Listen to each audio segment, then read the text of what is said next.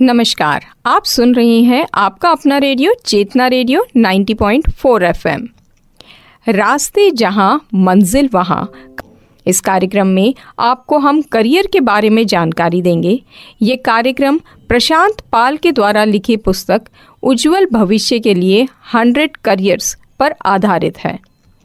प्रशांत पाल pure India trust के NGO के संस्थापक और CEO हैं।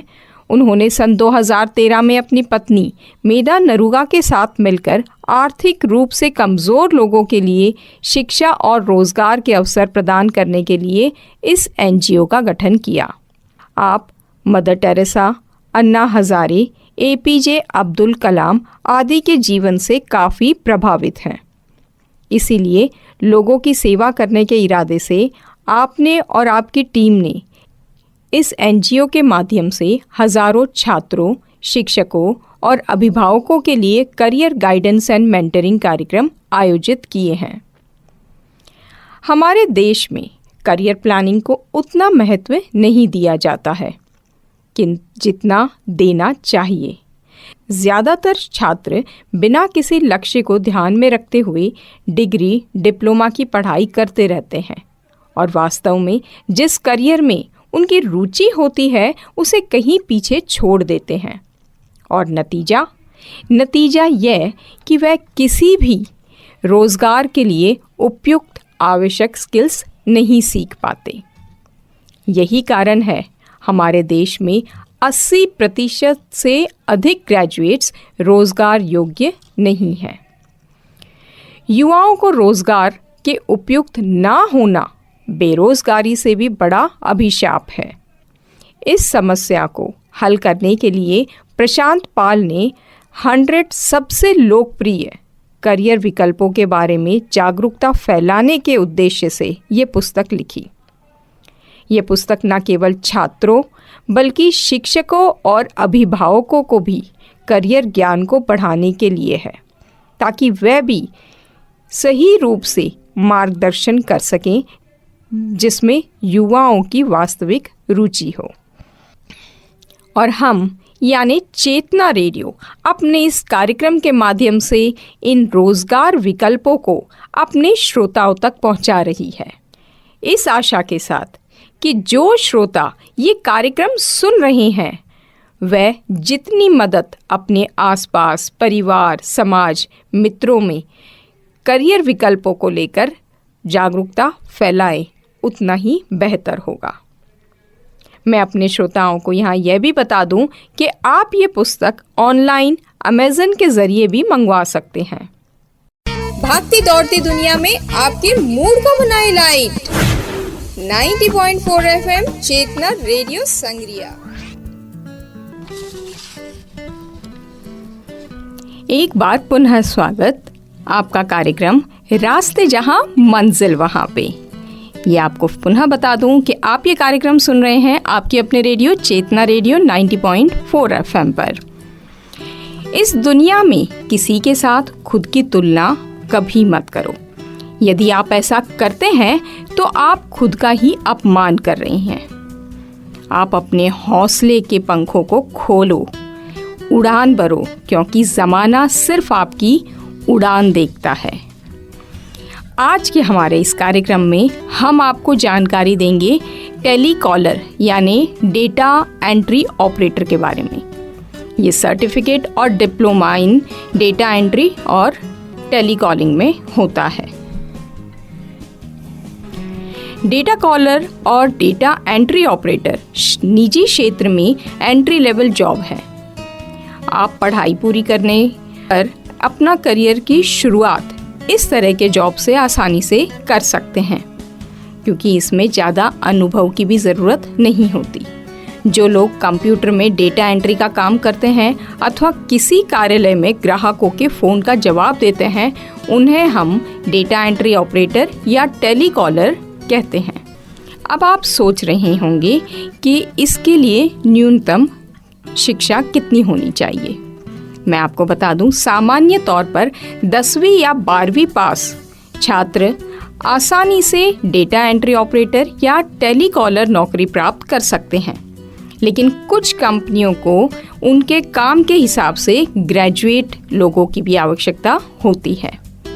आप 10वीं 12वीं पास करते हैं, उसके बाद आप ITI कॉलेज या किसी अन्य संस्था में प्रवेश कर सकते हैं जो डेटा एंट्री ऑपरेटर या डेटा कॉलिंग कैसे की जाती है उसका प्रशिक्षण देती है।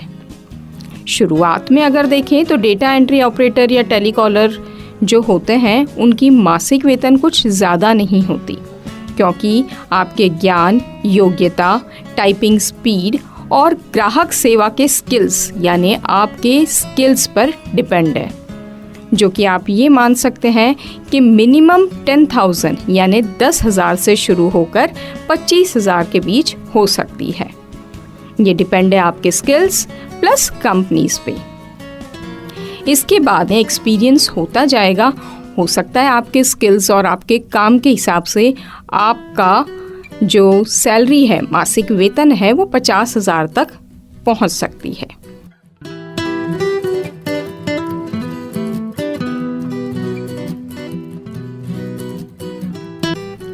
रही बात कि आप ये कोर्स कहाँ से कर सकते हैं, तो डेटा एंट्री ऑपरेटर और टेलीकॉलर के प्रोफाइल्स में आपको कंप्यूटर पर तेजी से टाइपिंग करना और अच्छे से बोलने की कला बेहद ज़रूरी है, यानी ये दोनों चीज़ें आपको आनी चाहिए।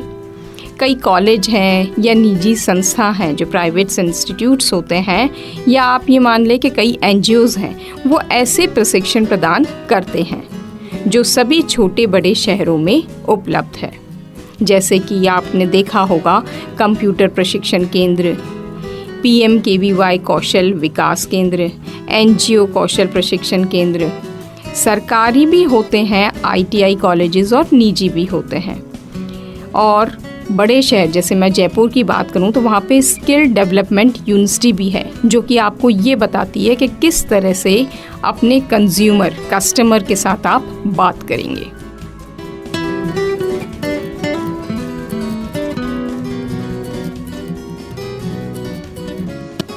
कई संस्थान सरकार के अनुदान से चलते हैं या गैर सरकारी संगठन द्वारा चलाए जाते हैं, तो वो डिपेंड करता है संस्था किस तरह की है। यानी कई में प्रशिक्षण आपको निःशुल्क मिलता है और कहीं मामूली शुल्क जैसे कि 500 रुपये प्रति माह से भी आप ये कर सकते हैं।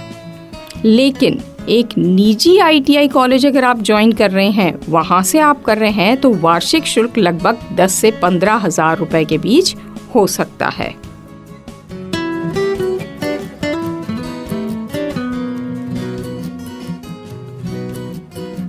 आपने अपनी 10वीं 12वीं पास कर ली, आपने कहीं कोई प्राइवेट या सरकारी उससे ITI या ऐसे स्किल्स ये कोर्स भी कर लिए, फिर आपको करियर की तरफ ध्यान जाएगा। तो करियर आप BPO, call centre, online marketing, बीमा या अन्य जहां ग्राहक सेवा केंद्र जैसे होते हैं, आउटसोर्सिंग कंपनीज, ऐसे कंपनीज काम के लिए अवसर प्रदान करती हैं। सरकारी क्षेत्र में बात करें तो सरकारी क्षेत्र में इस श्रेणी की सीमित ही नौकरी होती है। जैसे आजकल हमने देखा सरकार ने कई काम जो है निजी कंपनियों को दे देते हैं, इस जैसे ई-मित्रा। और अगर प्राइवेट क्षेत्र की बात करें तो TCS, exchanger, Airtel, IBM, next इत्यादि कई कंपनीज हैं जो ऐसे फ्रेशर्स को इनवाइट करती हैं अपने कंपनीज में काम के लिए। और आप डेटा एंट्री या टेलीकॉलर प्रशिक्षण संस्था भी खुद का शुरू कर सकते हैं। लेकिन ये हमेशा ध्यान रखें कि जैसे जैसे आप में स्किल्स डेवलप होती जाएगी, यानी जैसे आपको तजुर्बा अनुभव होता जाएगा, आपको पदोन्नति भी मिलती रहती है। जैसे फ्रेशर्स जो होते हैं वो डाटा एंट्री ऑपरेटर या टेलीकॉलर लगते हैं। जैसे जैसे 1-2 साल में उनका एक्सपीरियंस होता है तो वो टीम लीडर भी बन सकते हैं। टीम लीडर बनने के बाद भी आप 2-3 सालों का और एक्सपीरियंस हो गया तो आप टीम मैनेजर बन सकते हैं। इतना तजुर्बा हो गया टीम मैनेजर बनने के भी 2-3 साल बाद आप लगे रहते हैं तो आप एक क्वालिटी एक्सपर्ट बन सकते हैं।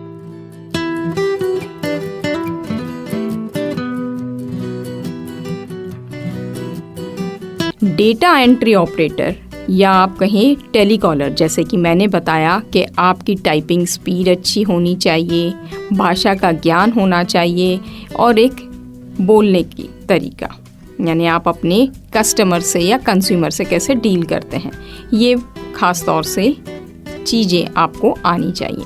जैसे अगर आप बनते हैं एक डाटा एंट्री ऑपरेटर या टेलीकॉलर, तो भाषा का अच्छा नियंत्रण होना चाहिए। भाषा की बात करें तो अंग्रेज़ी और हिंदी के अलावा जिस भी क्षेत्र में आप हैं वहाँ की क्षेत्रीय भाषा, उसका ज्ञान होना बेहद ज़रूरी है। टाइपिंग स्पीड 35 शब्द प्रति मिनट की होनी चाहिए। आप 1 मिनट में 35 शब्द टाइप कर सकते हैं, यानी आपकी गति अच्छी है। और क्योंकि कंप्यूटर से रिलेटेड वर्क है तो कंप्यूटर का ज्ञान होना ज़रूरी है, विशेषकर माइक्रोसॉफ्ट ऑफिस का ज्ञान होना, इंटरनेट, मेल कैसे रिसीव करते हैं, कैसे सेंड करते हैं, क्या होता है, ये सारी चीज़ें भी आपको बेहद ज़रूरी है नॉलेज होना।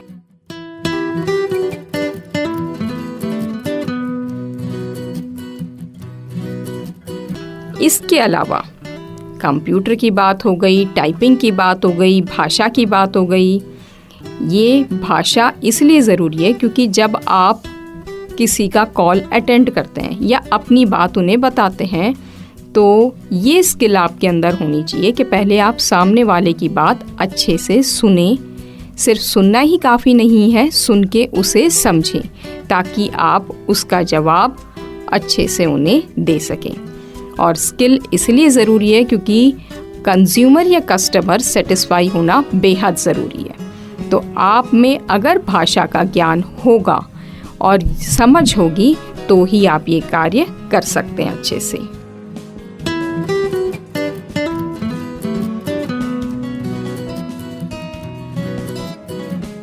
हमारा आज का प्रोग्राम आपको कैसा लगा?